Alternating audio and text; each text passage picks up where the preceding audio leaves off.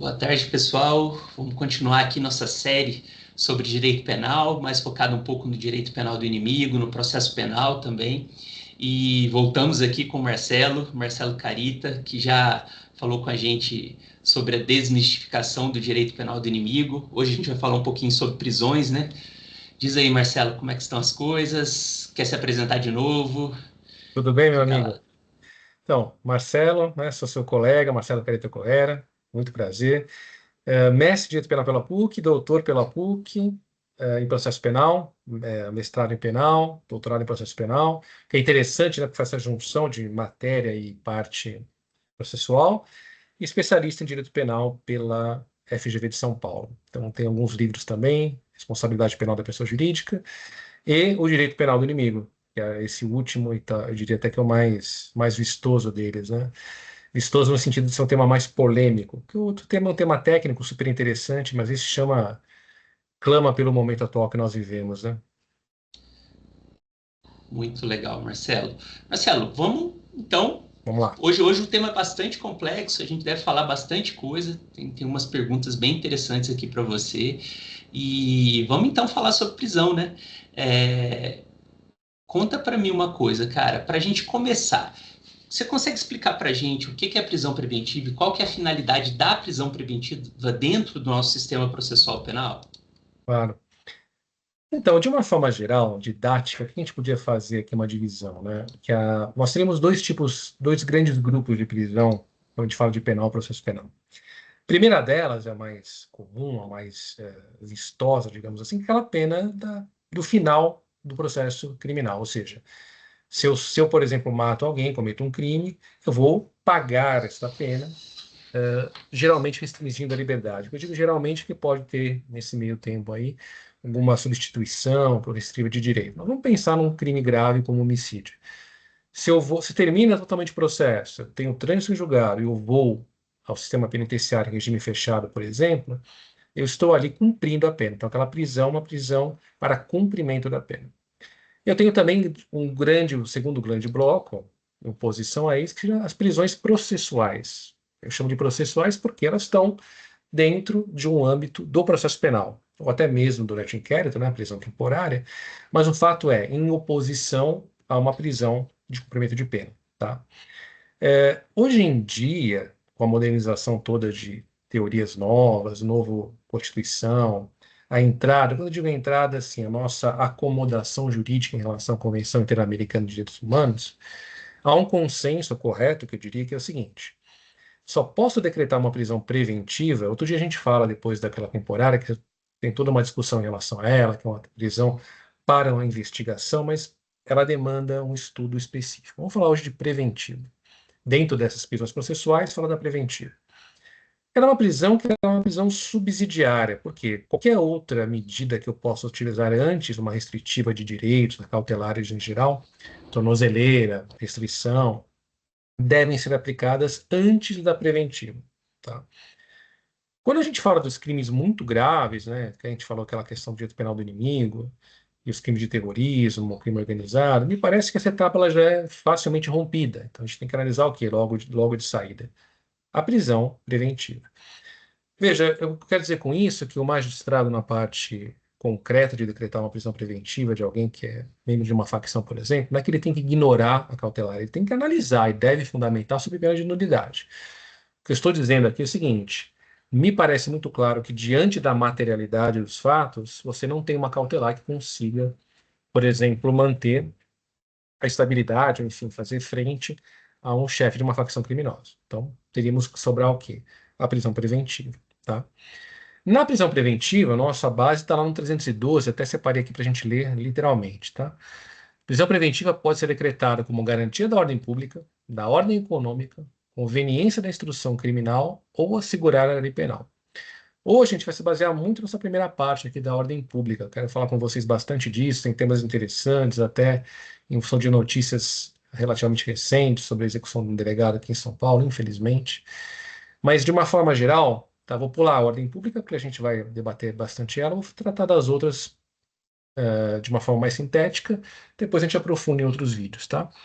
Garantia da ordem econômica. Por que garantia da ordem econômica? Alguns até criticam, dizendo, olha, Só que deveria ser um critério já dentro da ordem pública, eu também acho. Mas a norma colocou assim: se eu tiver um crime, por exemplo, financeiro, que afete a estabilidade do sistema financeiro, tem a potencialidade para tanto, eu posso decretar essa prisão.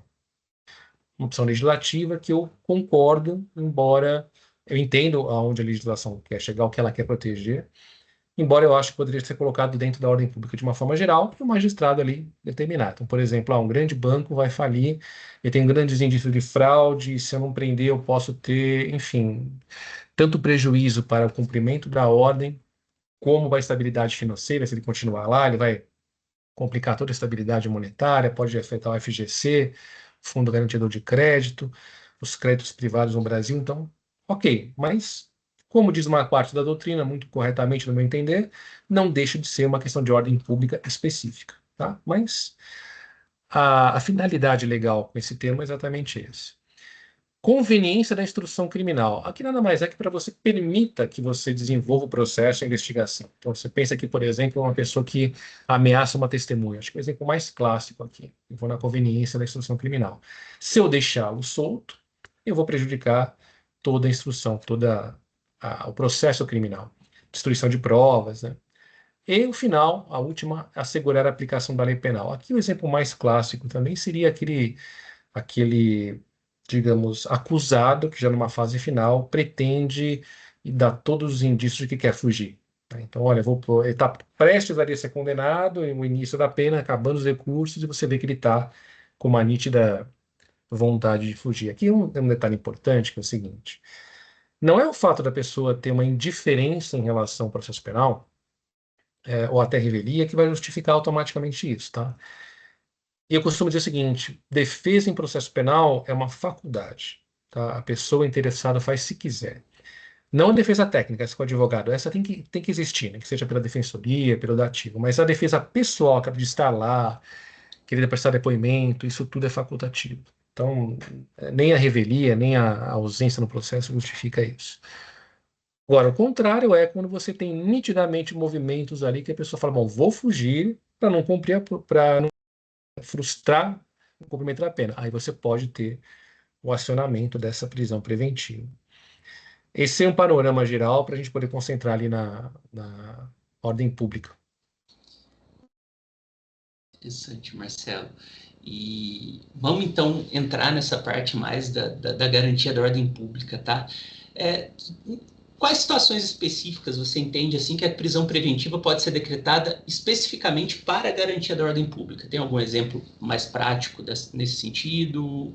Como é que está isso aí? Então, esse é um tema cada vez mais em voga e eu acho que ele vai nos trazer cada vez mais atenção por um conflito que eu diria entre, não é bem conflito, mas uma distensão de opiniões aí entre uma Corte Internacional da americana, Corte Interamericana de Direitos Humanos, que tem a Convenção Americana de Direitos Humanos, que nós somos signatários, e o entendimento interno aqui na nossa própria legislação e jurisprudência. Por que eu digo isso?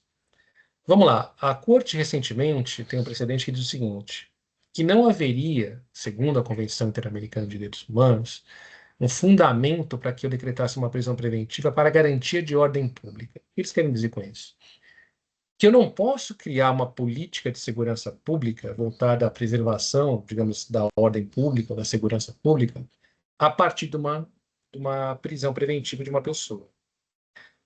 Ou seja, eles fazem uma restrição da hipótese de prevenção preventiva para outras hipóteses. Então ele quer, por exemplo, fugir, ele está ameaçando uma testemunha, mas o fundamento exclusivo da garantia da ordem pública, que a gente pode aqui de uma forma didática falar para não repetir outros crimes e, portanto, garantir a segurança pública, segundo a Corte Interamericana nesse precedente, não seria um fundamento viável. Então, usar esse tipo de fundamento violaria todo o sistema da Corte Interamericana e seria uma violação da Convenção, uma violação nossa no cumprimento do tratado.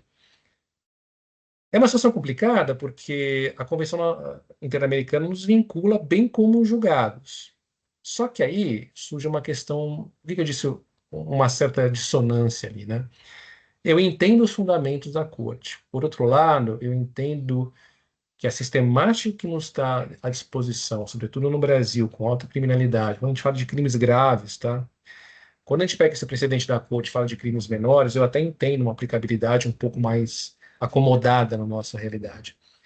Quando a gente trata de questões muito mais complexas, como terrorismo, tráfico de drogas, assassinato de agentes públicos, execuções, facções criminosas, me parece um pouco desfocado eu tirar esse precedente, ou melhor, aplicar esse precedente para tirar o fundamento da prisão preventiva com base na ordem pública.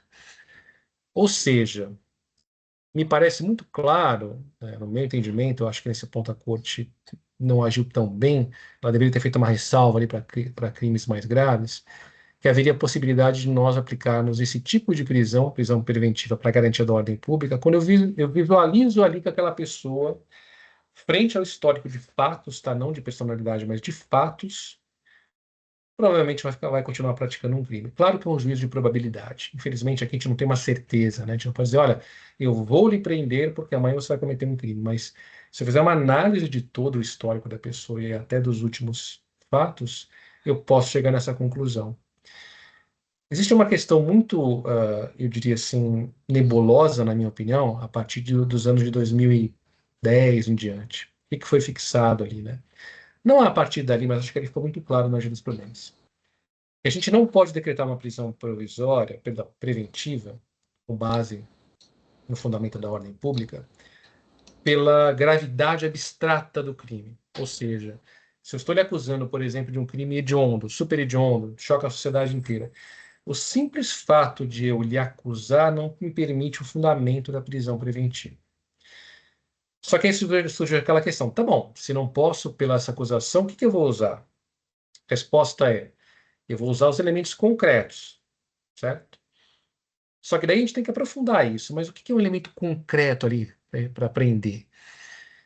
Se a gente for pegar isso na prática, até como pesquisador, a gente acha muito julgado disso, primeira e segunda instância, dizendo, olha, a prisão preventiva aqui para garantia da ordem pública está sendo decretada não pela gravidade abstrata do crime, mas pela gravidade concreta do que foi apurado até agora no flagrante. Com todo respeito, me parece que isso é um certo jogo de palavras, porque se eu estou lhe acusando, e ainda que eu traga elementos concretos e não terminou o processo, não houve todo o contraditório e ampla defesa, ao fim e ao cabo, por mais que eu use, olha, não, estou pegando um caso concreto, eu estou me baseando na acusação. Ainda que eu pegue no depoimento de policial, é a acusação. Me parece que o correto mesmo seria ampliar isso para dizer, olha, eu preciso provar, ainda que seja no juízo hipotético, e com todos os elementos que eu tenho, inclusive da acusação que está sendo feita agora, há uma probabilidade de que ele, mantido livre, vá cometer crimes e, portanto, afetar toda a segurança pública. Então, não me parece que isoladamente, se a gente for pegar só essa parte de, olha, no caso concreto o crime é grave, haveria um fundamento. Eu acho que isso é um jogo de palavras, digamos, que a jurisprudência acolheu, que a mim não faz, quanto pesquisador, não faz sentido, né? Eu entendo o que eles tentaram fazer, dizendo, olha, não é que eu estou dizendo que você é acusado de um crime X que permite a prisão. Eu estou dizendo que você é acusado de um crime X e que naquele crime você fez tal e tal e tal e tal coisa, concretamente. Ok, mas esse concreto é um concreto abstrato, porque eu ainda não terminei todo o procedimento, não ouvi direito, não ouvi a defesa, não terminei, não ouvi testemunhas, então, ao fim e ao cabo, eu estou na fase ainda da acusação. Mas é o que tem prevalecido no Brasil com a minha ressalva enquanto pesquisador. Tá? Legal, Marcelo. E diz para mim, cara, você acha que, acho que tem até gente que fala isso, algum doutrinador, alguma coisa assim, que a prisão preventiva, em alguns casos, ela é utilizada como forma de antecipação da pena. Ela pode ser utilizada como forma de antecipação da pena? E por que que isso seria problemático, assim, do ponto de vista constitucional? Você acha que, aparentemente, acho que até se falar isso já parece um absurdo, mas eu queria saber sua opinião, como é que é essa questão? Essa questão da antecipação da pena no Brasil, eu acho que ela foi muito bem resolvida nos últimos julgados sobre a prisão a partir do segundo grau, né? De termos gerais, o que que aconteceu? Havia uma discussão dizendo assim, olha, vamos lá, eu tenho a presunção de inocência, mas a pessoa é condenada na primeira instância e condenada de novo por um órgão colegiado, só sobrando recurso especial e extraordinário, que não são recursos ordinários, sim são recursos extraordinários, no sentido de que é preciso provar uma violação da norma, né? Não vou devolver toda a matéria para o tribunal, não é um reexame amplo. Por que que eu não posso, a partir dali, já antecipar a pena? Quando eu digo antecipar a pena, é realmente iniciar ali um cumprimento de pena provisório, porque você não tem um trânsito julgado, mas realmente a pena final, né, da cominação. Ou seja, aquela prisão era para a pena. Isso tudo foi afastado recentemente, no meu entender corretamente, mudando uma jurisprudência anterior, para dizer o seguinte: olha, se a Constituição é clara, literal, dizendo que você só pode dar início ao cumprimento de uma pena, reverter a presunção de inocência a partir do trânsito em julgado, não tem como a gente flexibilizar essa garantia. Então, de fato, essa prisão antes do trânsito em julgado para antecipação de pena, eu diria tranquilamente que não existe no Brasil e, de fato, concordo com o Supremo sobre a inconstitucionalidade dela. Ou seja, a resposta sim é que não, né? A gente não pode jamais antecipar a pena de nenhuma hipótese. Até porque, veja, se o processo ainda está andando, ainda que seja no especial extraordinário, de fato, ainda posso reverter aqui. Alguns diziam, ah, mas as chances são baixas. São em termos estatísticos e no geral, mas para aquela pessoa que está lá sofrendo isso, não tem nada de pequeno, é a vida dela que tem em jogo. Então, e, de fato, eu acho que o Supremo caminhou bem ao vetar essa hipótese. O que acontece na prática, é que alguns dizem assim, olha, vamos tentar aqui uma prisão preventiva já para antecipar a pena que o crime é grave. Isso não é um caminho.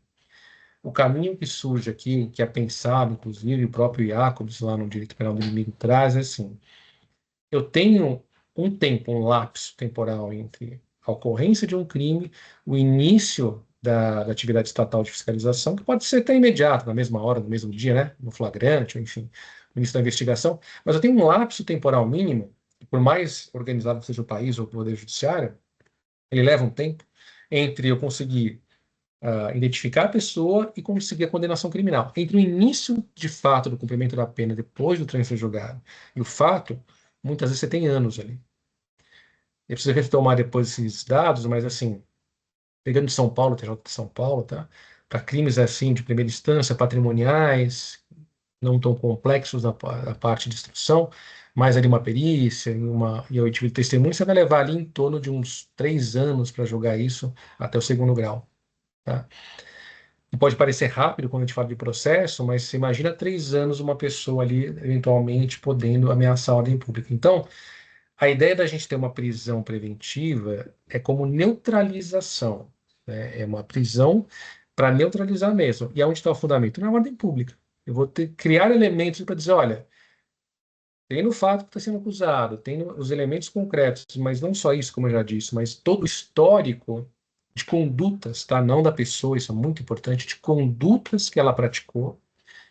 Nós temos aqui uma necessidade de prisão para garantia da ordem, para neutralizar esse indivíduo enquanto o processo anda. Tem um exemplo muito clássico disso, que virou até um debate interessante entre, digamos, os abolicionistas e aqueles que são chamados de punitivistas, que é um termo que eu não gosto muito, mas vamos usar aqui até de contraposição. Isso é um caso verídico, tá? A gente vai até tirar aqui os nomes para garantir um sigilo, enfim, direito ao esquecimento. Há alguns anos atrás, uns 8 anos, houve uma pessoa que no metrô de São Paulo, não só no metrô, mas especialmente no metrô, naquela aglomeração de pessoas, ela simplesmente ia lá e injetava alguma coisa aí com agulha nas pessoas, né? E podia ter tudo aí, né? Inclusive uma doença transmissível. E surgiu uma discussão uma vez dizendo, olha, se uma linha mais radical diz que não pode em nenhum momento você ter uma prisão preventiva para a garantia da ordem pública, ou que não pode nunca uma prisão processual, como é que eu lido com essa situação prática, né? Se eu não posso prender essa pessoa enquanto ela é julgada. Ah, eu posso ali, digamos, acelerar aquele processo por uma necessidade. Ok, isso é viável, mas por melhor que seja um judiciário, quanto tempo eu vou levar isso? Se é uma pessoa que reiteradamente pratica isso todo dia, e havia naquela época em São Paulo, digamos, relatos quase diários, ou praticamente diários, às vezes mais de um por dia, de ataques, como que eu bloqueio aquilo? vou ficar dando vários flagrantes naquela pessoa? Tá, pode ser, mas qual estrutura de polícia que eu preciso? Quais pessoas eu vou expor a risco que eu não precisaria? Então, na verdade, para dar um resumo aqui, a gente não pode jamais antecipar pena prisão, né, pena do crime no final. O que a gente consegue e deve fazer, no caso concreto, é usar a prisão preventiva para neutralizar aquele cidadão até que o processo finalize. E claro, a gente faz a compensação desse tempo de prisão com a prisão final, uma questão até de benefício ao réu. Mas veja, são coisas distintas, tá? Ninguém está antecipando pena, não. A gente está só prendendo ali, ou buscando uma prisão para garantir a ordem pública, neutralizando aquele cidadão ali que no momento tudo indica que ele vai continuar violando a segurança pública. Me corrige se eu tiver errado. É mais ou menos para o Estado não ter que destacar alguém especificamente para ficar monitorando uma pessoa que tá sendo acusada de cometer determinado tipo de crime que está colocando ali a ordem pública em risco, né? Assim, porque ou você prende ou você destaca alguém para ficar próximo. O Estado não Exato, tem né? condição de destacar alguém para ficar próximo de todos os elementos aí, né? Elementos, os indivíduos que eventualmente possam estar cometendo crime. Mas a prisão é para isso, né? Eu estou errado nesse caso, com relação à neutralização específica, né? Que seria o ponto interessante dessa parte do nosso diálogo. Não, eu acho que é isso mesmo. Está corretíssima a sua visão. Na verdade, existe uma questão assim, ainda que eu tivesse um efetivo de policiais tão grande, tem um outro ponto aí muito relevante que é o seguinte: será que seria eficaz isso? Né? E se aquele policial erra? Tipo, claro, não posso cobrar o policial de ter o resultado final, né? Mas se ele aplica toda a técnica ali, ele erra. E a pessoa que sofre? Será que esse é um tema interessante. A partir do momento que a gente tem um monopólio do uso da força pelo Estado, e uma política pública no Brasil, que a gente pode até depois discutir em outra live, né? Que restringe muito elementos de legítima defesa, basta você ver a política que nós temos de armas, né? Cabe ao Estado também fazer algo preventivo, não só se baseando na ameaça abstrata da pena, mas ali sabendo neutralizá-lo. Então, de fato, você tem toda a razão. Além de não ter estrutura para isso, não parece nem que é o meio mais eficaz. E aqui está fazendo um parênteses, nós sabemos que a gente tem a Lei da Maria da Penha, em que ela tem vários elementos, talvez ela tenha começado de uma forma mais, digamos, substancial a questão das medidas restritivas, né? Eu sou um pouco crítico a essas medidas restritivas no seguinte sentido: se eu tenho de fato um risco, num caso concreto, medidas como restrição, mesmo a tornozeleira, claro, elas são eficazes, mas elas são eficazes para aquela situação de um risco, eu diria, um risco mediano, entende? Aquele risco que você vai dizer, poxa, realmente aqui, olha, tem um risco de agressão física, até de morte. Não me parece que teria outra solução a não ser a prisão, porque você não consegue destacar um policiamento ali da pessoa 24 horas, não é inviável isso. E ao mesmo tempo, se há uma alta periculosidade, uma alta probabilidade, me parece que não haveria outra solução a não ser a própria prisão. Então, de fato, veja, eu entendo o sentimento de quem é abolicionista e diz que isso acaba sendo uma certa forma de restrição a um direito fundamental, de fato é. Mas, bem ou mal, também um tempo que a gente pode poder aprofundar com mais calma, é impossível a gente ter direitos, eu diria, absolutos ou incontrastáveis, né? A gente não consegue, infelizmente, tem que buscar um equilíbrio. É que eu disse até na minha tese. Gostaria eu de defender um direito de forma absoluta como um direito à liberdade. Mas, infelizmente, a sociedade não funciona assim. Então, o que tem que fazer dentro da humanidade, claro, da dignidade da pessoa humana, estabelecer um limite ali, né? Uma conciliação entre esses pontos em conflito, que uma hora eles entram em conflito. Se eu vou deixar alguém solto aí para garantir a liberdade individual dele e a ordem pública, né? É claro, né? A gente não pode muito cair naquela questão assim, poxa, prisão preventiva de uma pessoa que furtou sem violência, caso verídico, inclusive, um macarrão instantâneo num supermercado porque estava com fome. Claro, não é essa a questão que nós estamos tratando. Estamos tratando da alta periculosidade, sobretudo daquele setor, digamos, que demanda uma intervenção estatal mais. Isso existe, a gente não pode fechar a porta para isso. E quantas situações, né, eu não sei estatística disso, mas em quantas situações, por exemplo, na aplicação da Lei Maria da Penha, a vítima acaba sofrendo, né, sendo vítima de crimes muito graves, né, muito piores, homicídio, Exato. e, e aí fica mais complicado, né, a aplicação de uma pena que seja mais abolicionista, de pena não, desculpe, uma Uma aplicação medida. de uma medida que seja mais abolicionista, que pode gerar a morte de uma outra pessoa, né, mesmo assim. É Exato, difícil. às vezes o que está na balança é muito complicado, porque a morte não tem volta, né? Não tem jeito. Exato. Então, sobretudo, novamente, no estado que tomou para ele uma opção, que a gente pode discutir depois, não é que você não tem direito à legítima defesa, claro que você tem, né? Só que, veja, você tem uma política de restrição extremamente, eu diria, fechada no Brasil em relação a armas de fogo. Se você tem isso, é uma opção do Estado, que depois a gente discute com calma, ou da sociedade, o fato é que você tem que ter uma segurança pública que suporte essa opção, né? Enfim, então é um tema que tem que ir para a baila, né? E a gente vai para uma discussão muito profunda, né? Segurança pública que suporte. No Brasil é um Exato, pouquinho mais complicado. Mas exato. vamos lá, cara. Falando em segurança pública que suporte, vamos falar dessas questões do suporte mesmo dessas questões da prisão. Aqui que cabe solicitar prisão preventiva? Delegado, Ministério Público, o próprio juiz pode agir de ofício? Como é que está isso hoje, atualmente, tanto na lei quanto na jurisprudência? Diz para mim. De forma didática, né, especialmente depois do juiz de garantia, a gente pode dizer que são, na verdade, os interessados e não o juiz, né? O juiz não pode. Veja, mesmo se a gente pegar o princípio acusatório do processo penal, a gente não vejo como defender que o juiz possa fazer isso de ofício. Antigamente havia essa questão de, olha, para garantia do processo. Então, hoje em dia me parece muito claro, sobretudo na doutrina, que o juiz não pode fazer isso jamais. Aliás, tem um entendimento, tem vários autores, mas que me vem agora na cabeça, o Auri Lopes, que ele diz o seguinte: o juiz tem que ser inerte. E eu concordo com ele. O juiz tem que ser totalmente inerte, na verdade, trazer informações para o juiz. É até uma questão interessante, que assim, existem ainda remanescências no Código de Processo Penal, estava até escrevendo sobre isso esses dias, para um artigo, para um livro, que diz o seguinte: em caso de dúvida, o juiz pode buscar ali, né, informações e, resumo, instruir o processo. Eu sou de uma linha nesse ponto um pouco radical, junto com alguns doutrinadores, que vai dizer o seguinte: olha, não, o juiz tem que ser ali, entre aspas, de uma forma didática aqui, uma planta.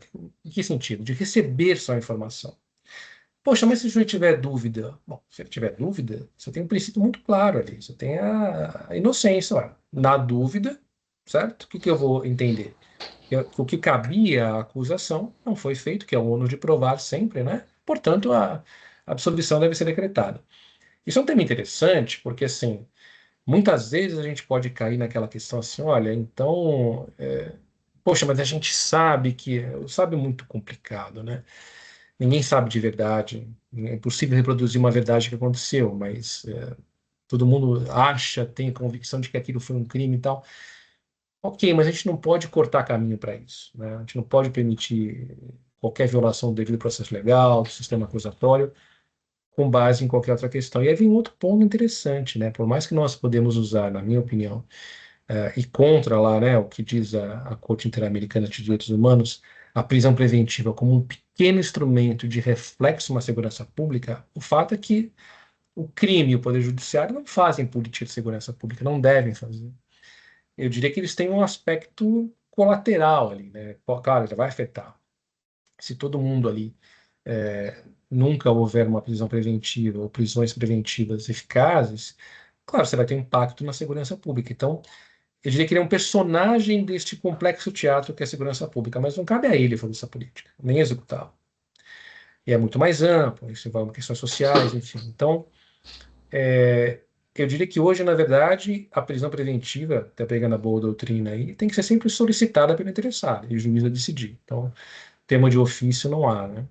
A verdade, assim, com exceção da prisão em flagrante, me parece que nada da ordem constitucional hoje garante uma prisão sem uma requisição de uma parte interessada, no caso, o delegado representando o promotor, ou uma ação privada, quem tem interesse, né? Fora essa questão, teria que passar pelo judiciário mesmo decidindo, mas não de ofício, né? Então é bem simples, né? O judiciário decide, não requer nada. Exato.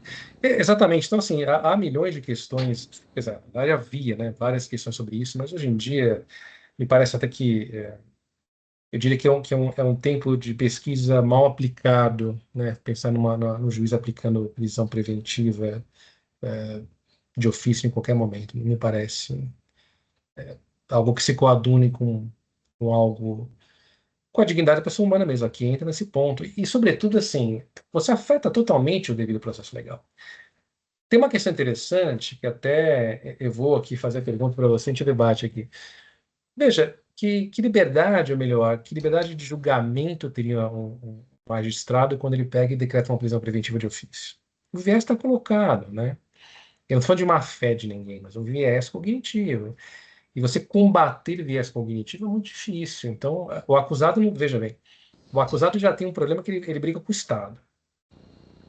Ela vai brigar com o Estado juiz, com o viés cognitivo, que acabou, né? Então, Exato. não tem. Acho que essa questão do ofício está enterrada para o bem nosso.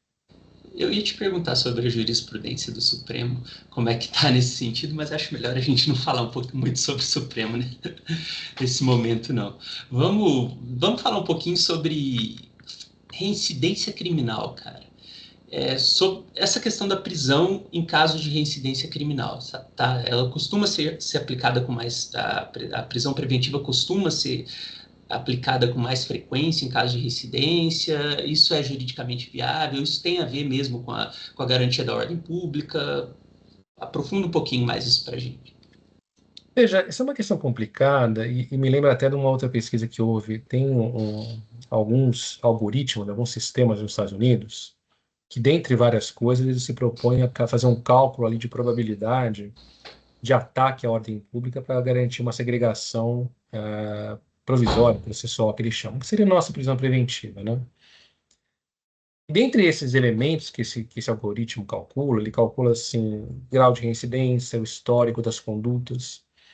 Então, veja, eu entendo que a reincidência por si só, ela não vai gerar necessariamente uma ofensa da ordem pública, né? Você pode ter ali uma pessoa que pratica crimes, né, caindo no conceito de reincidência, mas não necessariamente aquilo vai ser algo que a manutenção dele liberto durante o processo vai afetar a ordem pública. Agora, é claro que se a gente for ver, sobretudo, um histórico, né, ele for olhar assim, olha, já é multirreincidente, já tem depois da última condenação, trânsito julgado, várias prisões em flagrante, isso tudo formando um conceito de maus antecedentes, me parece que você consegue formar, a partir de uma situação concreta de que está se expondo naquele caso, mais o histórico de conduta, um elemento para você dizer que há, de fato, elementos para garantia da ordem pública ser satisfeita pela prisão. Mas não algo automático, sabe? Olha, que reincidente automaticamente tem que ser preso, né? Preventivamente, isso daí não. Acho que me surge a dúvida assim nessa questão da progressão da gravidade do crime. Muitos, isso aí na prática que eu tive atuando ali em vara criminal, quando eu era assessor de juiz, a gente via muito isso acontecer, assim. O cara começava com pequenos furtos, pequenos tráficos, e aí dali a pouco já estava cometendo, né, pequenos roubos, e aí aumentando para um roubo maior, e ali em algum momento caía no homicídio. Ou então um roubo mais grave, né, algum tipo de situação mais grave. É, é uma condição difícil de pesar, né? Como que você vai trabalhar isso? Tem reincidência em crimes menores, e aí depois um crime grave. Não, a, É, ele é um tema que, na verdade, ele não tem. Isso é um tema é um ponto interessante, porque ele não tem eu diria, uma fórmula, né, exata. E não é esse caso, matemático, né? exato, esse caso mesmo que você disse, ele é um caso, eu diria, paradigmático, ele acontece várias vezes, né, no nosso dia.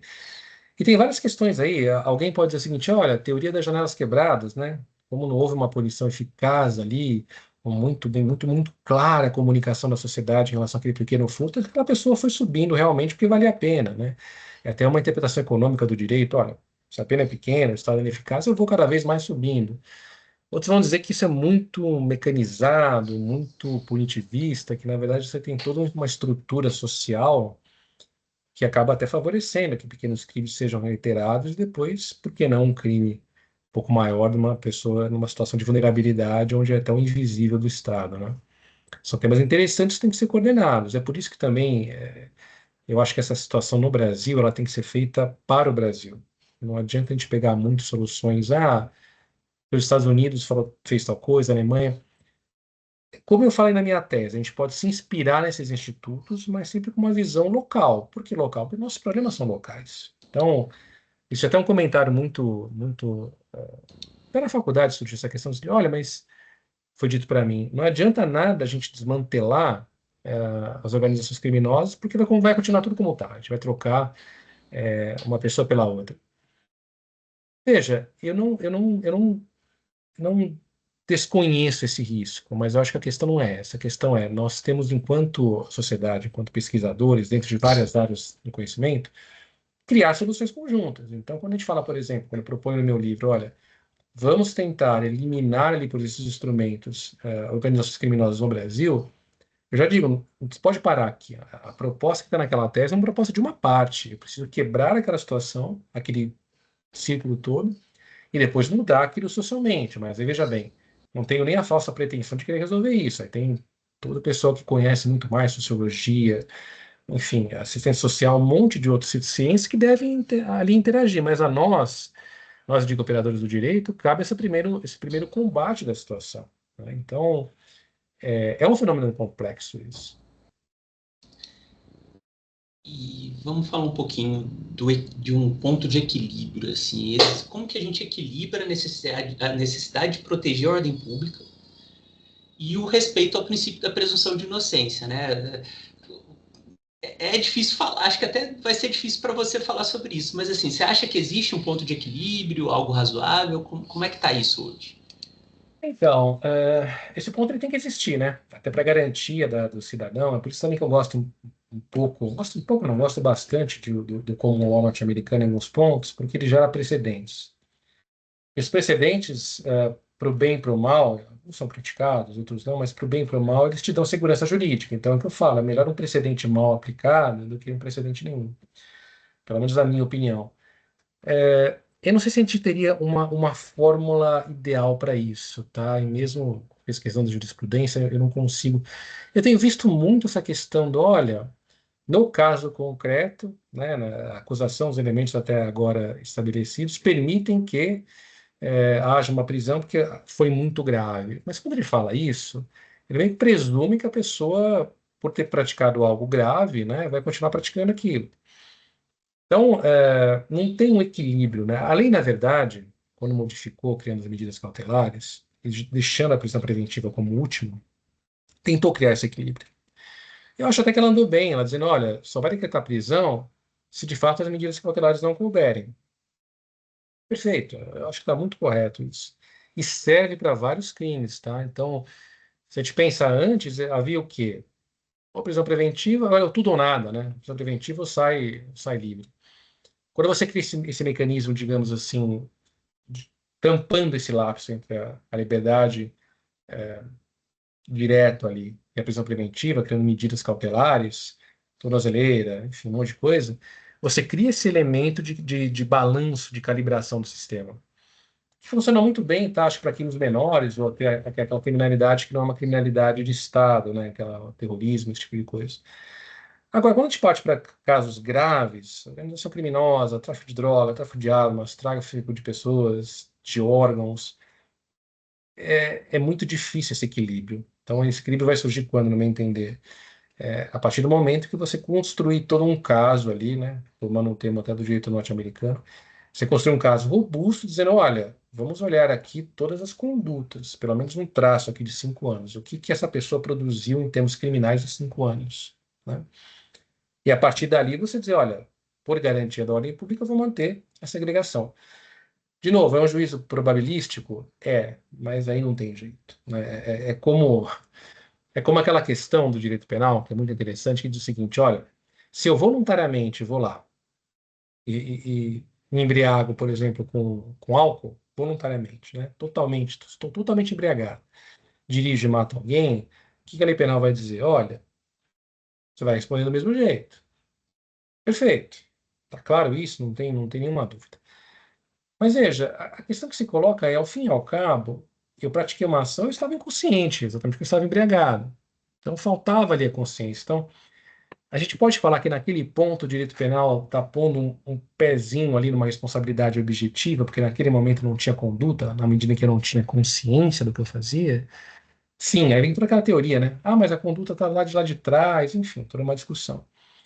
Mas veja, me parece muito claro que nesse exemplo é uma responsabilidade penal objetiva, que nós toleramos uma questão de equilíbrio do sistema. Porque senão todo mundo diria, olha, aqui não posso ser responsabilizado porque eu bebi muito e estava inconsciente.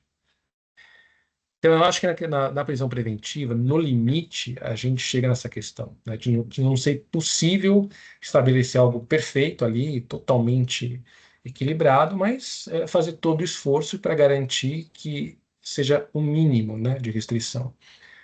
Igual eu estava dizendo, falamos aqui de casos graves, né, então, terrorismo. Imagina um terrorismo.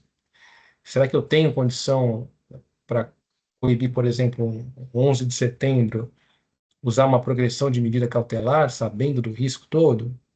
Parece que eu tenho que cair logo para a prisão preventiva. Então, de fato, não tem uma resposta nua e crua quanto a isso, delimitada, né, com todos os sentidos, mas eu entendo hoje que o ideal seria você pegar não só o concreto ali, como diz a jurisprudência, mas os últimos 5 anos. Vamos analisar a conduta dessa pessoa nos últimos 5 anos. Conduta. Conduta, não orientação de qualquer ordem, origem, nada disso. Ou personalidade, mas enfim, conduta. O que que ela fez nos últimos 5 anos, por exemplo. Interessante. Aí já pegando um gancho, qual que você acha que é o risco de banalizar o uso da prisão preventiva num sistema de justiça criminal? Assim, quais seriam os riscos prováveis? No Brasil, existe esse risco, considerando o sistema que mais, pelo menos para mim, né, aí eu posso estar enganado, mas mais me parece um pouco mais garantista do que em outros sentidos, mas como que você acha que no Brasil essa situação pode ser e se existe realmente o risco dessa banalização?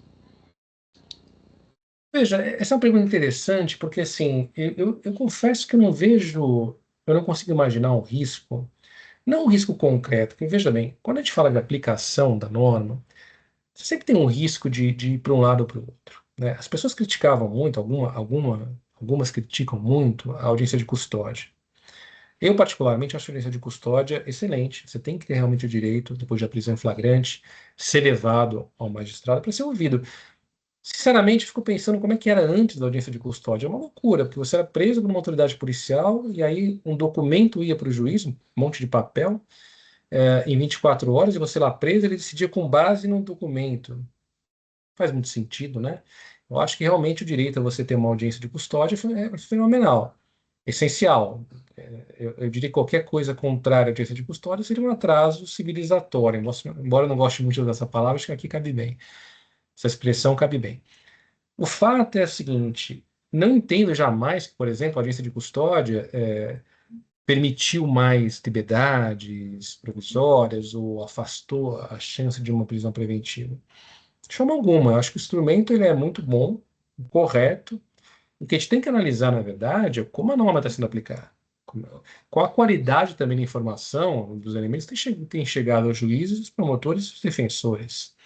Acho que o ponto fulcral aí não é tanto um risco de banalização quando a gente entende uma flexibilização, ou melhor, uma outra utilização da prisão preventiva dentro da legalidade.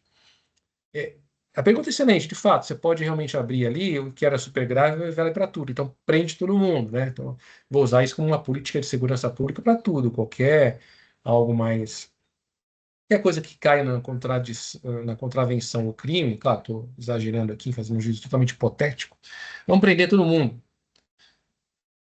Esse é um risco que, veja bem, não está ligado diretamente a essas alterações legislativas ou até a proposta do IACRI. Isso é um problema de aplicação se houver uma má aplicação da lei. Então, eu até falo isso na minha tese, que, na verdade, a má aplicação da lei ela pode surgir de qualquer ponto. Então, eu acho que essa alteração por si só não. E, na verdade, se a gente for pensar algo um pouco mais profundo, talvez o efeito seja o contrário, porque quando eu pego e simplesmente mantenho ali, dizendo, olha, eu vou usar a neutralização para crimes graves, tá? Ou seja, eu vou pegando aquele precedente lá da Corte Interamericana e usar aquele para crimes menores, mas os crimes graves que afetam o direito do Estado eu vou usar, eu acho até que você equilibra melhor o sistema. Você cria uma barreira ali que você impede a banalização. Mas se esse risco hipotético ele há, mas há como há para todo o sistema. Então, eu não vejo isso como um risco específico a partir dessas questões todas de prisão preventiva por neutralização. E, e agora, cara, por fim, assim, só para a gente fechar, a gente falou um pouco de banalização, mas assim, eu queria falar um pouquinho sobre a adequação. Você acha que no Brasil a prisão preventiva tem sido usada de forma adequada ou você acha que há algum tipo de abuso, algum exemplo que você mesmo possa ter visto aí que precisa ser enfrentado? Assim? Olha, como pesquisador, eu confesso que ainda estou terminando essa pesquisa, eu não consegui fazer lá a fundo. E quando a gente diz, a gente fala no Brasil como um todo, a gente teria que pelo menos pegar, por exemplo, um estado como São Paulo, e ainda assim seria uma amostra talvez injusta, porque você tem várias federações ali, né? Entre os federados, você tem a parte federal, mas a parte federal ela tem realmente uma restrição maior em termos de crimes. Teria que ser um trabalho um pouco mais aprofundado que eu ainda não terminei. O que eu vejo assim, existem alguns mitos, né, que as pessoas dizem, olha, no Brasil se prende muito preventivamente. Comparando com quem? Que elementos? Né? E reconheço que há um certo desconforto da prisão preventiva. Ela não é legal. O ideal seria você ter aquela prisão só no final. Tem que existir a preventiva. Por outro lado, me parece que o problema no Brasil, em termos de prisão preventiva, ela caminha muito, talvez, no calor dos fatos. Olhando assim como pesquisador do ponto de vista sociológico, me parece que se a mídia ela coloca muito peso numa certa situação, a chance de você ter uma prisão preventiva decretada é muito grande. E eu te dou um exemplo clássico aqui são anos atrás, mas aí eu acho que mantém-se a mesma raiz de uma maneira mais delicada, que é o seguinte. Lá atrás, quando houve o assassinato da Daniela Pérez, um dos operadores do direito lá disse o seguinte: casos como esse é importante que haja prisão preventiva para que você tenha uma sensação de segurança ou de que a justiça vai ser feita. Eu acho muito temerário esse tipo de alegação, assim, de peito aberto, né? Para mim não faz sentido nenhum. Então, eu acho que nós temos que olhar isso com um pouco mais de calma, olhar como é que o STJ tem encarado isso, o STF, que é um trabalho que ainda não terminou. Aliás, não sei nem quando vai terminar, porque são muitos dados a serem analisados. Mas o que me parece muito claro é assim, nós temos que tentar chegar o mais próximo possível do critério objetivo da prisão preventiva. Quando a gente pega algumas notícias assim, por exemplo, olha, essa pessoa continua presa por um furto de shampoo, nos leva automaticamente a pegar aquele caso isolado. Claro, para aquela pessoa uma tragédia deve ser indenizada, tá? Mas como algo repetido no Brasil por uma prática. Eu, a princípio, não vejo isso, que não quer dizer que a gente aplica a prisão preventiva de uma maneira 100% correta, né? Muito pelo contrário. O que eu acho que deveria fazer, na verdade, é uma reeducação a partir dos precedentes da Corte Interamericana. Todos, tá? Todos os operadores do direito. Passar por isso, pesquisadores, operadores diretos, todos, todos, todos. De construir uma lógica, dizer o seguinte, olha, eu vou decretar a prisão preventiva como um elemento concreto e vou fazer a revisão dela a cada 30 dias, determinando que você tem um risco da liberdade ali.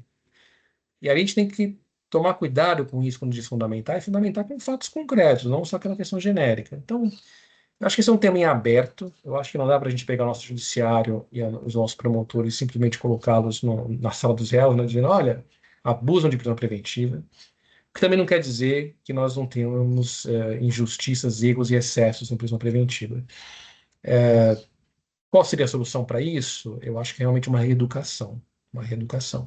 Entender um ponto. se eu vou usar a prisão preventiva para neutralização do agente, eu vou usar aquilo de uma forma muito pontual, em crimes muito restritos, então traficante de armas, tráfico de seres humanos. Eu não posso simplesmente sair por aí, olha, furto, eu não aguento mais furto, não deixa preso aí preventivamente. Esse é um detalhe muito interessante da gente analisar. Eu posso, sim, usar, na minha concepção, enquanto pesquisador, uma prisão preventiva para neutralização e garantir a ordem pública de forma indireta, a segurança pública, mas eu não posso fazer disso instrumento ao bel prazer, né? Dizendo, olha, qualquer flagrante que eu pegar aqui, então, eu vou ver aqui um elemento e vou simplesmente botar todo mundo na cadeia e limpar, entre aspas, tá? Perdão da expressão, as ruas disso. Não, isso daí não. Não acho que estamos nisso, né? Então, mas eu prometo que assim que terminar essa pesquisa quantitativa, a gente volta aqui e analisa. Mas eu acho que o Brasil, ele tem, nesse ponto eu sou otimista, sabe? Eu acho que a audiência de custódia, ela veio para melhor. Se por acaso há abusos, como alguns dizem, olha, teve um caso recentemente que veio muito à tona, eu confesso para você que eu ainda não terminei de estudar, que diz que houve a liberação na audiência de custódia de uma pessoa presa com 200 quilos de entorpecente. Me parece que essa quantidade justificaria uma prisão preventiva ali. Realmente, no contexto geral, não me parece um pequeno traficante ou para consumo próprio, né? Até porque quanto de dinheiro tem 200 quilos de cocaína, né? Que era a droga no momento ali. Mas veja, esses casos isolados eu acho que não autorizam dizer que a gente está num país que aplica muito mal, que prende todo mundo, ou que simplesmente aplica super bem a prisão preventiva. Acho que tem que ter um impacto social de releitura disso, sabia? De dividir essas coisas. Olha, crime não grave, a gente vai realmente fazer de tudo para não ter prisão preventiva. Isso é correto. E os crimes mais graves, tendo elementos, vamos sim usar a prisão preventiva. Acho que seria o melhor caminho para isso e a forma de não banalizar também. Muito legal, Marcelo. Deixa eu te falar, estamos acabando aqui, o nosso tempo já está batendo ali. Quero só te agradecer mesmo. Se tiver alguma questão mais a trazer aqui, essa é a hora. E aí, te agradecer mesmo pela aula magistral que você está dando. E, e a gente tem que voltar a falar sobre prisões em algum outro momento, realmente, depois que você terminar essa pesquisa quantitativa aí. Não, prefeito, eu queria fazer um fechamento com você aqui no seguinte sentido. O que a gente está debatendo aqui, e as pessoas vão ver, algumas podem dizer assim, mas eu não concordo, tem um autor X que diz isso, tem um autor aqui que diz que, sem dúvida, isso existe. Eu acho que isso não é um ponto ruim, tá? Nem torna a minha fala como a dona da verdade, nem a do outro colega que possa eventualmente ser contrária à minha. Eu quero dizer que a gente tá tendo a coragem aqui de colocar o dedo em questões muito complexas, muito, muito além daquela leitura do direito que é o direito como um manual, sabe? Aquela coisa como uma lista telefônica e tal. E são pontos que eu acho que devem ser debatidos para que a gente evolua no diálogo, não que a gente chegue numa conclusão perfeita e acabada. Então, eu acho que a ideia por trás aqui é o seguinte: é trazer uma discussão, claro, com pesquisa, a gente desenvolve na faculdade, em artigo, no doutorado, mas algo que seja vivo, vivo no sentido de que ela vai se moldando conforme as coisas vão acontecendo, o pensamento vai evoluindo. Quer um exemplo disso? Só para te fechar aqui, eu era muito claro, assim, dizendo, olha, teve uma sentença de primeira instância na processo criminal, todo mundo pode recorrer, todo mundo que eu digo acusação e defesa, né?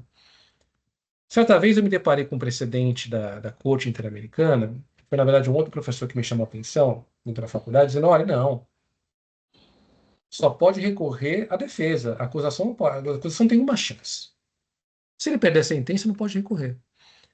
Confesso para você que eu voltei para casa ali indignado com aquilo. Achei aquilo um tremendo absurdo. Falei, olha, que absurdo, né? Depois de passar aquela parte emocional, digamos, né? Sai a emoção e entra o pesquisador, eu fui analisar com mais calma e refletir. Foi porque ele tinha razão. Hoje é uma opinião que eu tenho também. Eu acho que até processo criminal tem que ser uma só chance para acusação. Fez ali, acabou. Ah, mas se eu tiver um caso muito errado né, de uma sentença ali, né, ou até uma corrupção, vou imaginar isso, para jogar com essa questão. Olha, faço uma corrupção, tenho uma sentença de absolvição, tem recurso, eu estou livre. Ok, se esse é um problema, a gente pode adaptar um pouquinho essa ideia e criar, por exemplo, um mandado de segurança ali, ou uma apelação parecida com aquela do júri, né? Quando os jurados fazem algo contrário à prova dos fatos, tá? Mas não do jeito que é o mecanismo hoje. Então, só que isso só surgiu porque houve uma dialética, houve um debate, houve uma contradição de ideias respeitosa nesse ambiente. Então, acho que a nossa ideia aqui é isso, a gente trazer uma informação bem, de não só didática, mas profunda para a gente debater. Depois a gente pode até trazer um outro colega aqui, vamos debater, dizendo, olha, para tentar trazer essa discussão num algo mais aprofundado, né, e trazer de fato uma conclusão, ainda que parcial, mas que seja uma construção, digamos, com a melhor pesquisa que haja. Sem dúvida, temos que continuar falando sobre isso, né? Marcelo, muito obrigado. Vamos ter que encerrar aqui, tá em cima do tempo aí. Legal. E acho que a gente vem falando sobre um outro tema numa das próximas aulas aí. Forte abraço, Marcelo. Até a próxima. Eu que agradeço. Um abraço.